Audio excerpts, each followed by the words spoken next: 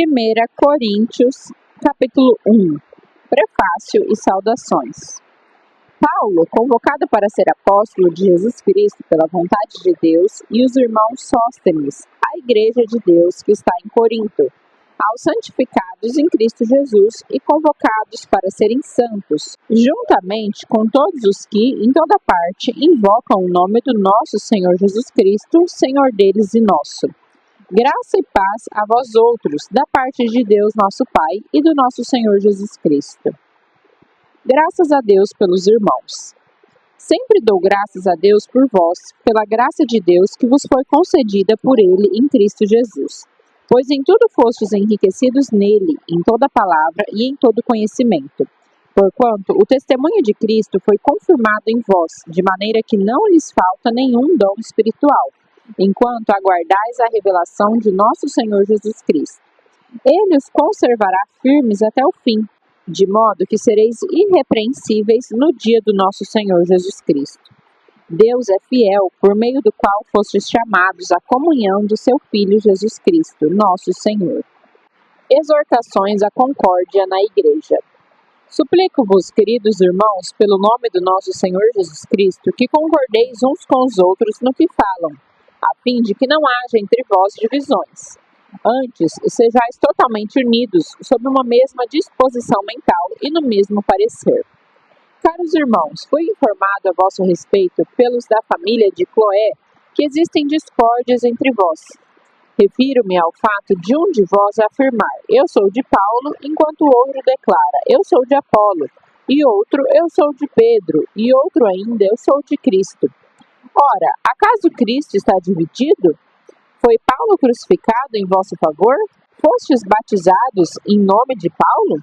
Dou graças a Deus por não ter batizado a nenhum de vós, com exceção de Crispo e de Gaio, a fim de que ninguém venha a alegar que foi batizado em meu nome.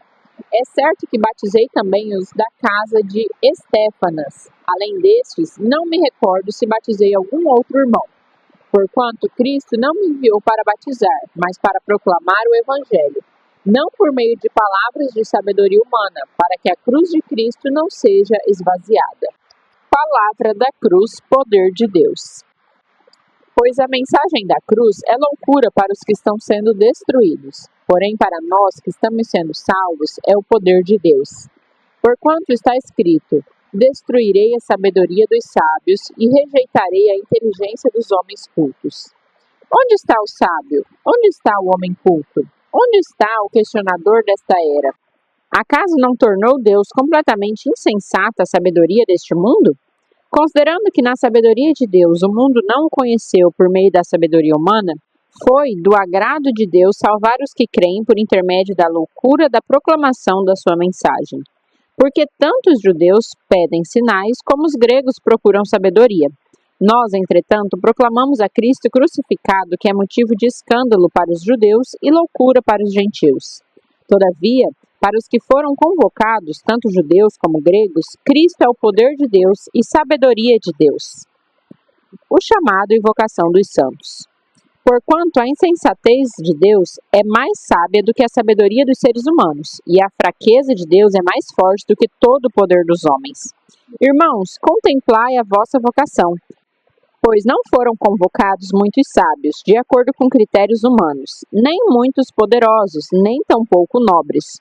Pelo contrário, Deus escolheu justamente o que para o mundo é insensatez para envergonhar os sábios e escolheu precisamente o que o mundo julga fraco para ridicularizar o que é forte.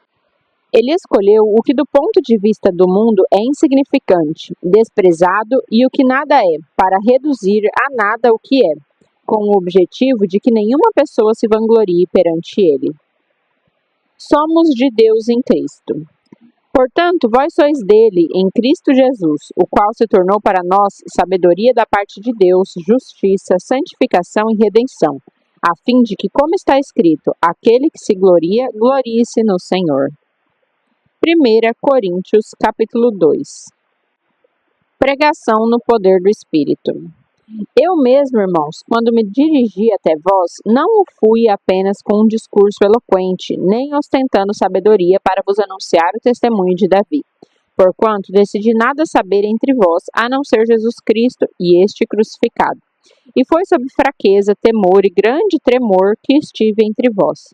Minha mensagem e minha proclamação não se formaram de palavras persuasivas de conhecimento, mas constituíram-se em demonstração do poder do Espírito, para que a vossa fé não se fundamente em sabedoria humana, mas no poder de Deus. A sabedoria que vem do Espírito.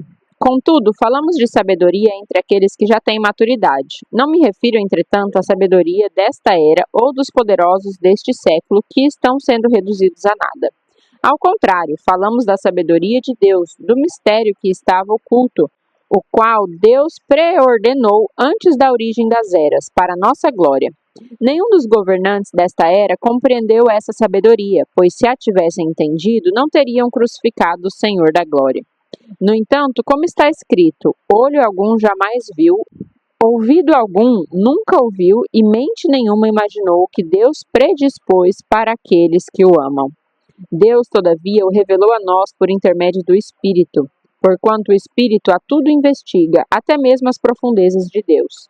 Pois quem conhece os pensamentos do ser humano, a não ser o Espírito do homem que nele reside? Assim, igualmente, ninguém conhece os pensamentos de Deus, a não ser o Espírito de Deus. Nós, entretanto, não recebemos o Espírito do mundo, mas sim o Espírito que vem de Deus, a fim de que possamos compreender o que por Deus nos foi outorgado gratuitamente. Sobre isso também pregamos, não com palavras ensinadas pelo saber humano, mas sim com palavras ministradas pelo Espírito, interpretando verdades espirituais para os que são espirituais. As pessoas que não têm o Espírito não aceitam as verdades que vêm do Espírito de Deus, pois lhes parecem absurdas, e não são capazes de compreendê-las, porquanto elas são discernidas espiritualmente. Contudo, aquele que é espiritual pode discernir todas as coisas, e ele mesmo por ninguém é compreendido, porquanto quem jamais conheceu a mente do Senhor para que possa instruí-lo. Todavia, nós temos a mente de Cristo. 1 Coríntios, capítulo 3. O crente infantil e as dissensões. Irmãos, não vos pude falar como a pessoas espirituais, mas como a pessoas carnais, como a criança em Cristo. O que vos dei para beber foi leite e não alimento sólido, pois não podíeis recebê-lo, nem ainda agora podeis, porque ainda sois carnais. Visto que campeia entre vós todo tipo de inveja e discórdias, por acaso não estáis sendo carnais, vivendo de acordo com os padrões exclusivamente mundanos? Pois quando alguém alega, eu sou de Paulo, e outro, eu sou de Apolo, não estáis agindo absolutamente segundo os padrões dos homens? Quem é, portanto, Apolo? E quem é Paulo? Servos por intermédio dos quais viestes a crer, e isto conforme o ministério que o Senhor concedeu a cada um. Eu plantei, Apolo regou, mas foi Deus quem deu o crescimento. De forma que nem o que planta nem o que rega são de alguma importância, mas unicamente Deus que realiza o crescimento. O que planta e o que rega ministram de acordo com um propósito, e cada um será premiado segundo o seu próprio trabalho. Porquanto nós somos colaboradores de Deus, vós sois a lavoura de Deus e edifício de Deus. O dever dos ministros de Cristo. Segundo a graça de Deus que me foi outorgada, eu, como prudente construtor, lancei o alicerce e outro está edificando sobre ele. Entretanto, reflita bem cada um como constrói, porque ninguém pode colocar outro fundamento além do que está posto, o qual é Jesus Cristo. Se alguma pessoa edifica sobre esse alicerce utilizando ouro, prata, pedras preciosas, madeira, feno ou palha, sua obra será manifesta, porquanto o dia atrará a luz, pois será revelada pelo fogo, que provará a qualidade da obra de cada um. Se a obra que alguém construiu permanecer, este receberá sua recompensa. Se a obra de alguém se queimar, este sofrerá prejuízo.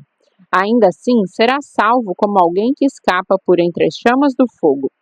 Não sabeis que sois santuários de Deus e que o seu Espírito habita em vós? Se alguma pessoa destruir o santuário de Deus, este o destruirá, pois o santuário de Deus, que sois vós, é sagrado. A sabedoria humana é loucura. Ninguém se iluda. Se qualquer pessoa entre vós se considera sábia de acordo com os padrões deste nosso tempo, então é melhor tornar-se insensata para alcançar a sabedoria. Portanto, a sabedoria deste mundo é loucura aos olhos de Deus, pois está escrito: Ele apanha os sábios nas próprias artimanhas deles. E mais, o Senhor conhece os pensamentos dos sábios, que são elucubrações vãs. Portanto, nenhuma pessoa deve se orgulhar dos homens, porque tudo vos pertence, seja Paulo, seja Apolo, seja Pedro, seja o mundo todo, a vida, a morte, assim como o presente ou o futuro. Tudo que existe é vosso, e vós sois de Cristo, e Cristo de Deus. 1 Coríntios capítulo 4. Ministros de Deus. Portanto, todas as pessoas devem nos considerar servos de Cristo, encarregados dos mistérios de Deus. Além disso, o que se requer de todos aqueles que têm essa responsabilidade é que vivam fielmente. Quanto a mim, pouco me importa ser julgado por vós ou por qualquer tribunal humano. Em verdade, nem eu tampouco julgo a mim mesmo. Porquanto, ainda que esteja consciente de que nada há contra mim, nem por isso me justifico, pois quem julga é o Senhor. Assim, nada julgueis antes da hora devida. Aguardai até que venha o Senhor, o qual não somente trará à luz o que está em oculto nas trevas, mas igualmente manifestará as intenções dos corações.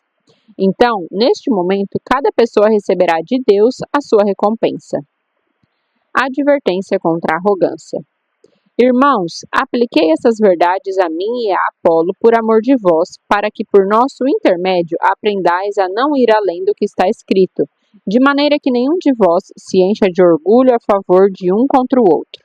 Pois quem é que te faz destacado em relação aos demais? E o que tens que não tenhas recebido?